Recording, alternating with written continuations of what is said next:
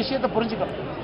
விஜய் மேல குற்றம் சாட்டுறோம், விஜய் தான் அக்யூஸ் நம்பர் 1, அந்த கருத்தை நான் ஏத்துக்க மாட்டேங்க. ஒரு கூட்டத்தை கூட்டுவது, கூட்டத்துக்கு வர்றன்னு விஜய் சொல்லலாம்.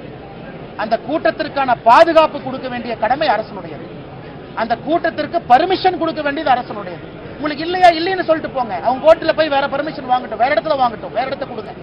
அதனால் விஜய் அவர்களை பொறுத்தவரை இந்த கூட்டத்துக்கு நான் கூட்டுனேன், நான் வந்தேன், அவருக்கு எல்லா உரிமையும் இருக்கு. அவரை பார்ப்பதற்கு மக்களுக்கு உரிமை இருக்கு. 1000 பேர் வரலாம், 10,000 பேர் வரலாம், 10 லட்சம் பேர் வரலாம், அவங்களுக்கு உரிமை இருக்கு. இந்த இடைப்பட்ட தரகர் யாருன்னா அரசு. அரசு இங்கே பொறுத்தவரை தரகர வேலையை செய்யணும். விஜய் அவர்களுக்கு அனுமதி கொடுக்கணும், வர்ற மக்களுக்கும் பாதுகாக்கணும். அந்த வேலையை அரசு செய்யல. விஜய் அவர்களுக்கும் சரியான முறையில் அனுமதி இல்லை, வந்த மக்களுக்கும் சரியான முறையில் பாதுகாப்பு கொடுக்கல. அரசை பொறுத்தவரை 2 இடத்திலும் தோத்திருக்கிறாங்க. ஒருதலை பட்சமாக பாரபட்சமாக எதிர்க்கட்சிக்கு நடந்துக்கிறாங்க, ஒருதலை பட்சமாக பாரபட்சமாக சாமானிய மனிதர்கள் நடந்திருக்கிறாங்க. அதனால் அரசு வெட்கி தலைகுனியணும்.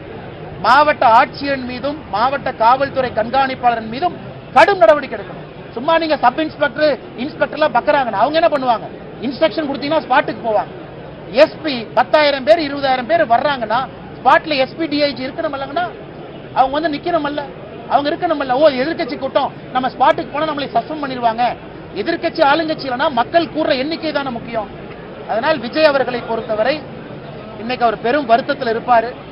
அதனால் எல்லோரும் சேர்ந்து அவரை யாரும் கார்னர் பண்ண வேண்டாம். இதிலிருந்து மீண்டு வரணும். தலைவன் இதை தாண்டி தான் வரணும். எல்லா மக்களுக்கும் ஆறுதலாக விஜய் நிற்க ஆரம்பித்திருக்கின்றார்கள், நிற்பார்கள், நம்பிக்கை இருக்கு. 3வது, தன்னுடைய பயணத்தினுடைய வடிவமைப்பை மாற்றணும். இந்த வீக்கெண்டு சனிக்கிழமை குழந்தைங்க வர்றதை